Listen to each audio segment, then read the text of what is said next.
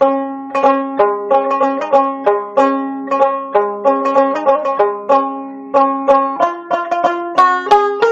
এই যাত্রা একেবারে ভিন্ন রকম। আমরা মোটরসাইকেল নিয়ে রওনা দিয়েছি বগুড়া শহর থেকে সারেকান্দি উপজেলার কুতুবপুর ইউনিয়নের পাশে যমুনা তীর ঘেঁষে একটি ঘাটের দিকে। ঘাটটির নাম রৌদহ নৌকার ঘাট। এই ভ্রমণের উদ্দেশ্য একটাই, নদীর কিনারায় বসে মাছ ধরা।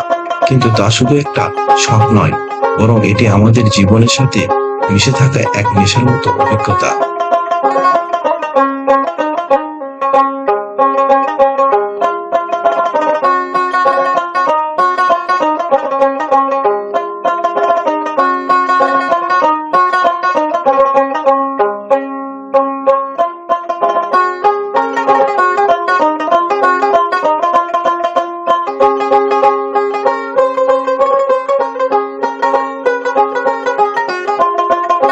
সকাল থেকে রোদটা একটু ঝলমলে, আকাশটা পরিষ্কার। আমরা দুজন বন্ধু মোটরসাইকেল যোগে রওনা দিলাম। বগুড়া শহরে ব্যস্ত রাস্তা পেরিয়ে চালপাড়া চন্দনবাসা রোড দিয়ে যাত্রা শুরু করলাম। একটু বাইরে যেতেই বদলে যেতে লাগলো দৃশ্যপট। শহরের কোলাহল ফেলে আসার পর মনে হলো যেন ধীরে ধীরে ঢুকে পড়ছে এক শান্ত সবুজ জগতের মধ্যে।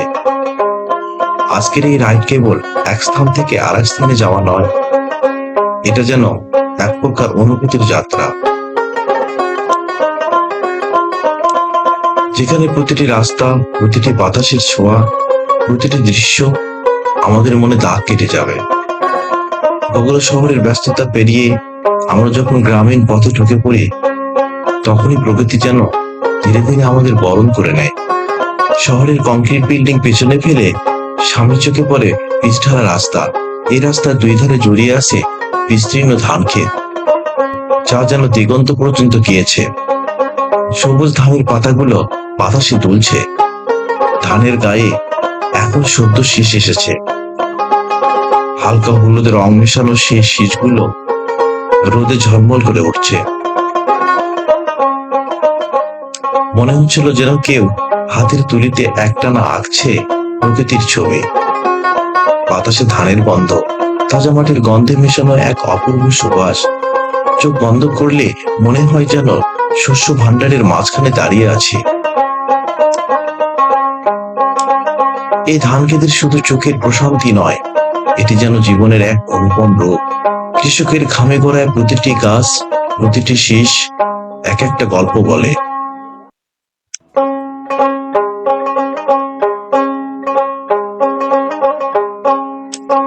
অবশেষে আমরা পৌঁছে গেলাম রৌদহ নৌকার ঘাট। আকাশটা পরিষ্কার, প্রচন্ড রোদ, সামনে বিশাল যমুনা নদী, ব্লক দিয়ে বাঁধা পার, পাড়ের নিচে হাজার হাজার ব্লক দিয়ে সাজানো, যেন পার ভেঙে না যায়। নদীর পাড়ের পাশে দিয়ে মোটরসাইকেল নিয়ে যাওয়া খুবই কষ্টকর। অতি সযত্নে এবং অধিক পরিমাণ কষ্ট করে গন্তব্যস্থলে পৌঁছে গেলাম।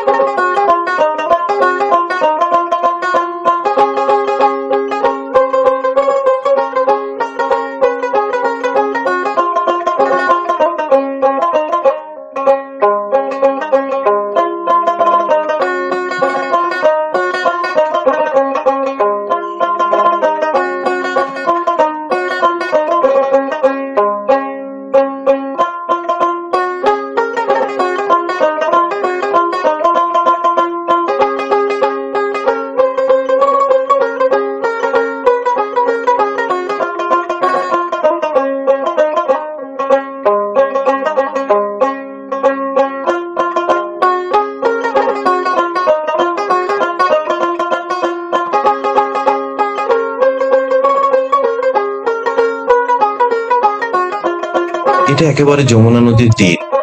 এখানকার পরিবেশ একদম আলাদা, যেন পুরোটা খোলা আকাশের নিচে দাঁড়িয়ে আছি। সামনে বিশাল নদী, নদীর পানি শান্ত, তবে মাঝে মাঝে হালকা ঢেউ দেখা যাচ্ছে। নদীর পাড়ে বসতে একটা প্রশান্তি এসে যায়। মাথার উপরে খোলা আকাশ, সামনে বিশাল জলরাশি। এই জায়গাটা যেন আমাদের সব চিন্তা ভাবনাকে নিমিষে ধুয়ে নিয়ে যাচ্ছে।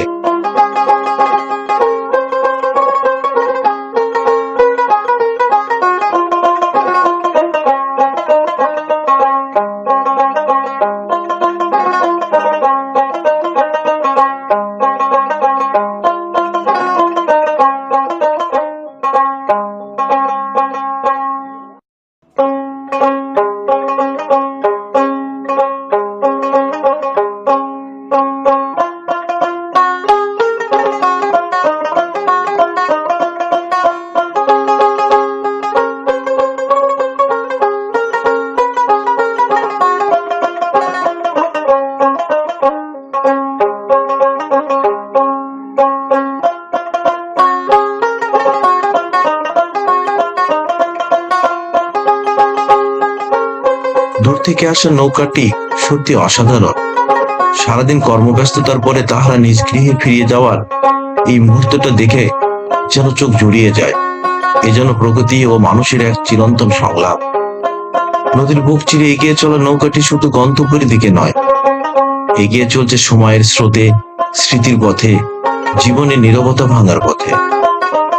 এই এক কবিতা, যা লেখা হয় না কলমে, শুধু অনুভবে, যমুনার জলে, হাওয়ার ছোঁয়ায় আর মানুষের নীরব দৃষ্টিতে।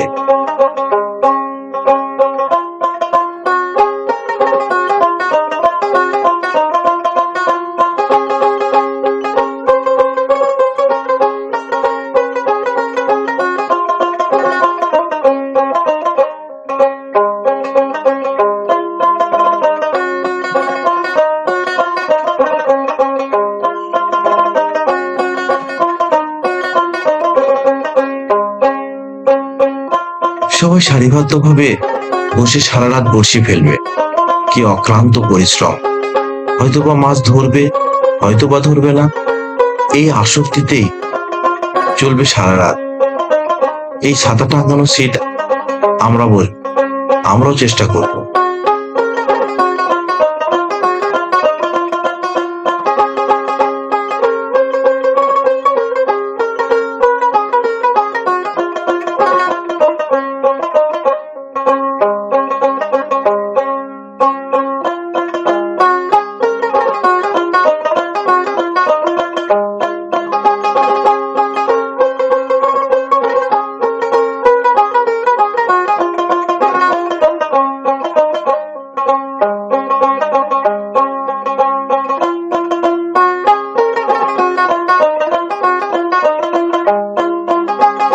সন্ধ্যার আগ মুহূর্তে জেলে তার ছেলেকে নিয়ে নদীর জাল ফেলানোর এক দুর্দান্ত মুহূর্ত। এই দৃশ্যটা একদিকে যেমন ছিল জীবিকার সংগ্রাম, তেমন ছিল এক অসাধারণ ভালোবাসার ছবি। বাবা ছেলে যৌথ পরিশ্রমে এক ক্ষুদ্র প্রচেষ্টা, অথচ গর্বিত মুহূর্ত। দূর থেকে শুনতে পেলাম পানির ছপছপ শব্দ। ছোট্ট ছেলে কি দারুণ ভাবে নৌকাটি নিয়ন্ত্রণ করছে। এই দৃশ্যটুকু যেন সারা বাংলার নদীভিত্তিক জীবনযাত্রার একটি ছোট্ট প্রতিচ্ছবি। প্রকৃতি, পরিশ্রম, ভালোবাসা আর বেঁচে থাকার লড়াইয়ের এক সুন্দর ছায়া।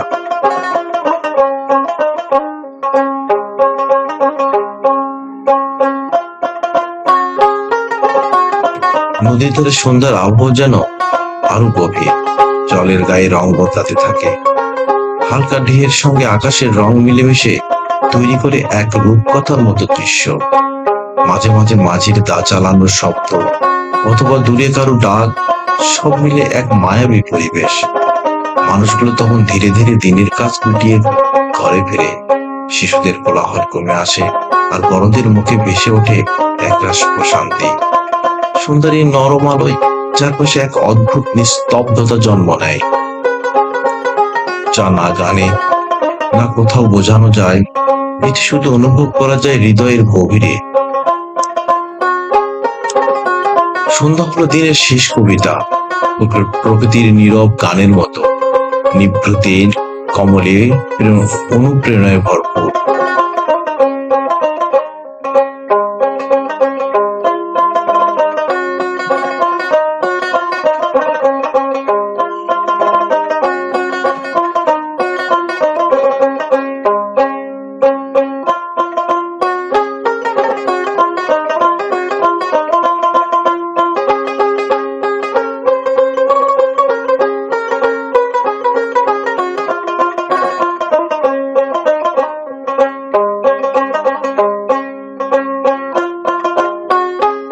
আমরা বসার 10 মিনিট পর আমাদের পাশের সিটে একটি 19 কেজির একটি কাতলা মাছ ধরেছে।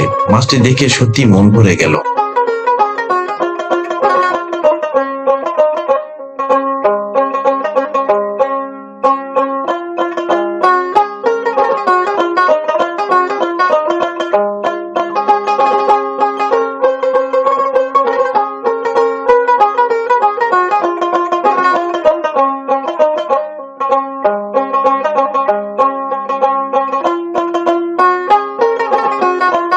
যদি ভিডিওটা ভালো লেগে থাকে তাহলে একটা লাইক দিয়ে দিও, আর অবশ্যই চ্যানেলটা সাবস্ক্রাইব করে পাশে থাকার বেল আইকনে ক্লিক করো, যাতে পরবর্তী সব ভিডিওর আপডেট সবার আগে পেতে পারো।